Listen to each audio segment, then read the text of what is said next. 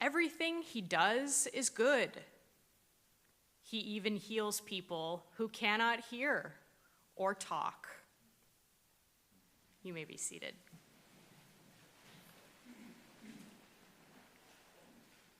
Hello, students, staff, faculty, and guests. Welcome to the Seminary of the Southwest's first celebration of the Feast of Thomas Gallaudet and Henry Winter Sile.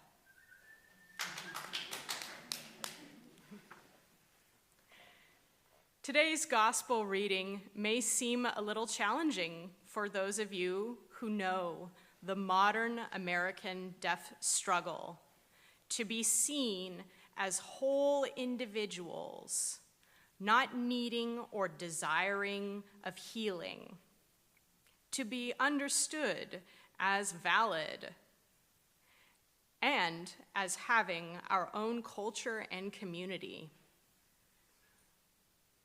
It may gnaw at you a little bit, and I hope it does. You may even wonder why we would keep it in place as a reading on the feast day of the deaf. Those are all normal reactions. And it's true that Mark's account of the healing of the deaf man with a speech impediment may seem an affront to the modern perspectives of inclusiveness and deaf identity, and in some translations, even reinforcing discriminatory language. Historically, though, these passages have read as good news to deaf and hard of hearing people. These passages show a God who understands deaf needs. They highlight a Jesus who is concerned with healing as restoration and with inclusion and access as the outpouring of a loving God.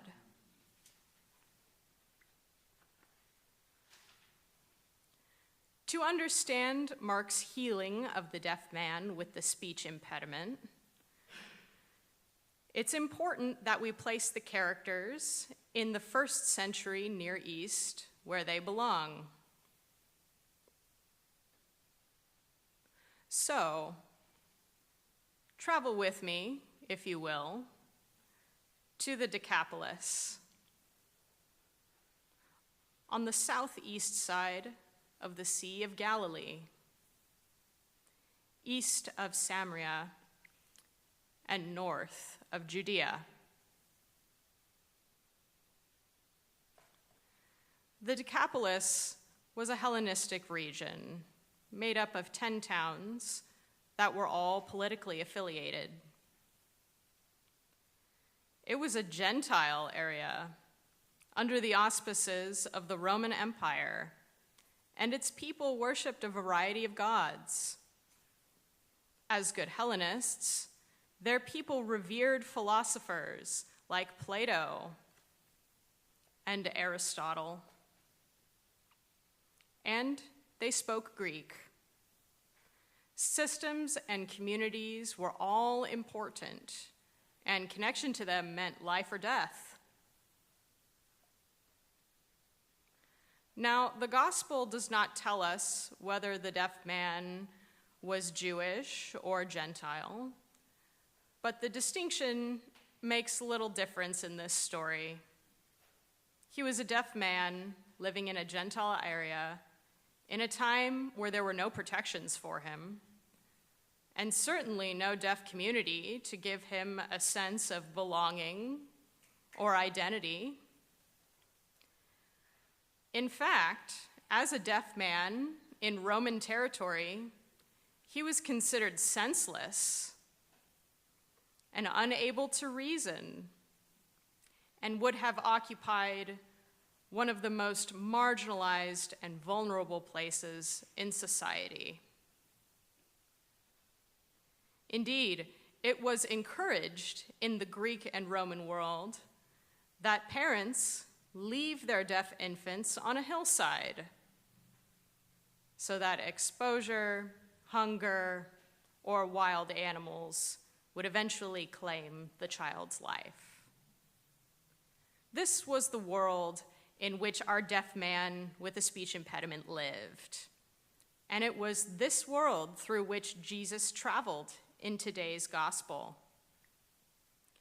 So, though the American deaf community is proud, and rightfully so, of our ability to do anything hearing people can do except hear, the same cannot be said of the man from today's gospel. In his world, deafness would have truly been debilitating. Today, we celebrate the feast day of Thomas Gallaudet and Henry Winter Stile. Now, many of you may have heard that name, Thomas Gallaudet, before, or wonder why it seems familiar.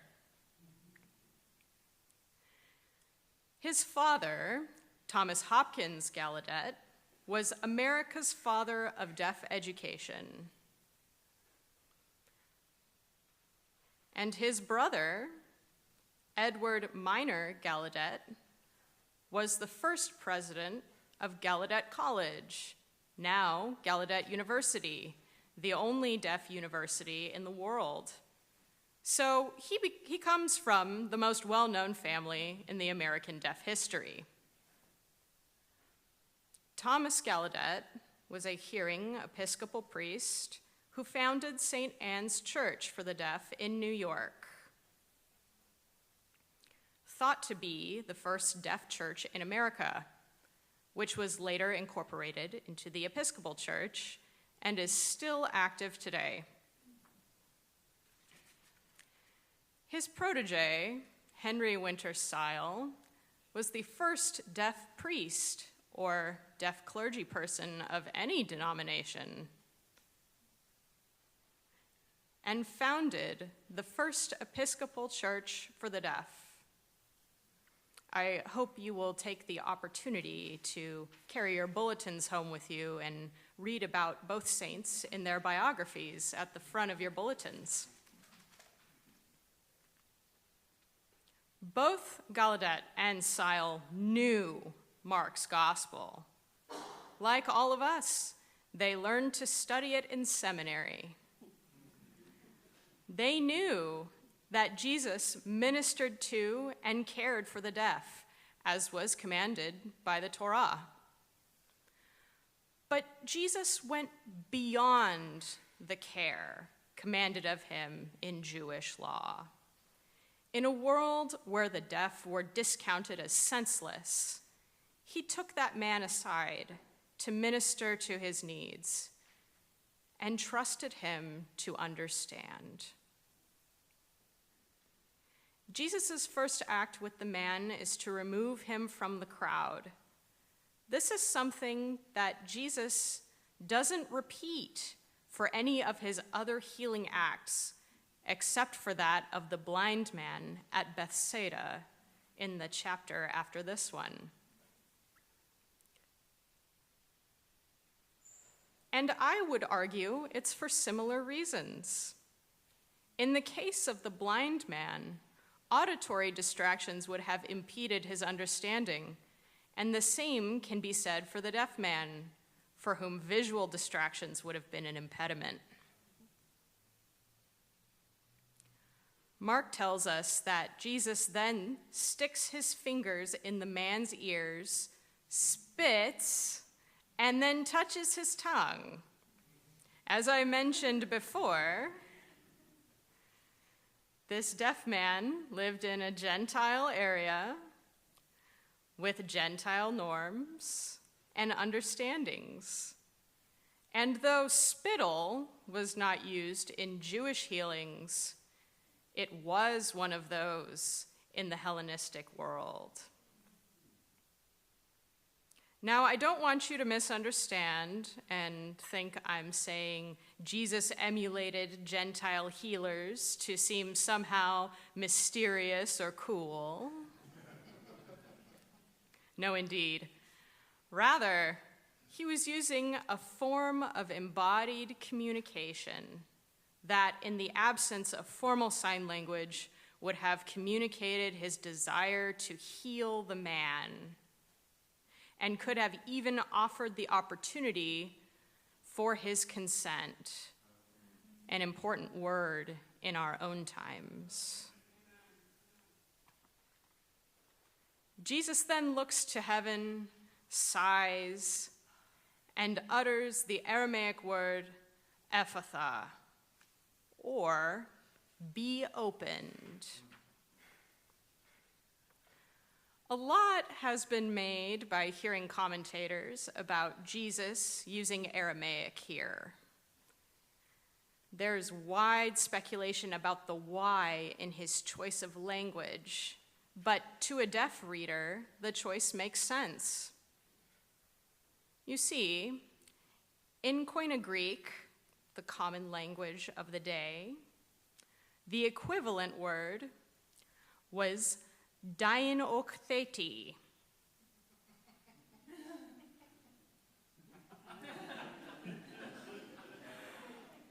Beyond being difficult to pronounce,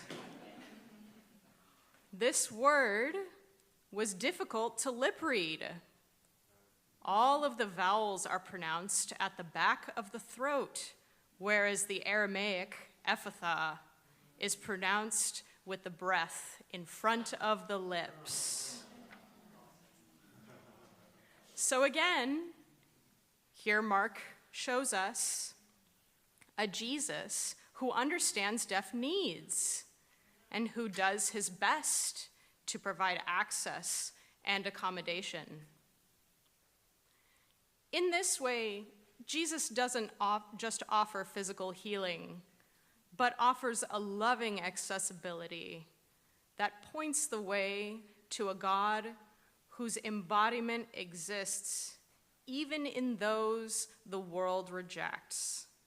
This is a God who's big enough to be both deaf and hearing, who understands the unique communication needs both communities present, and who pours out their love through the physical ministry of their Son, Jesus. Jesus' power to heal was a sign to creation of his identity as the Son of God. And more than physical healing, this was a restoration to community, a connection to loving support, and an inclusion to society that simply would not have been available to a deaf man in a Hellenistic world.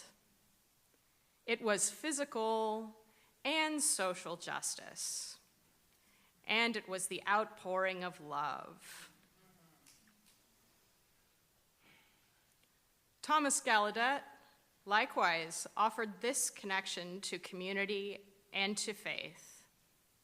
He shepherded a people who the church had previously viewed as anathema, or even as being emblematic of original sin.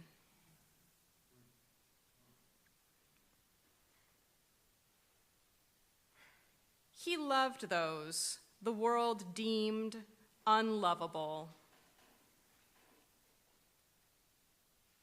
and helped us form into the community of Christ that we are today. Jesus' ministry to the deaf and the blind, to the lepers and the disabled, shows us the power of God over the marginalization of the world. It shows us a God who cares about community and connection, and who restores what the world has deemed broken. It shows us that the love of God is for all of God's people at all times, and that the gates of the kingdom are open wide to all who wish to enter. Amen.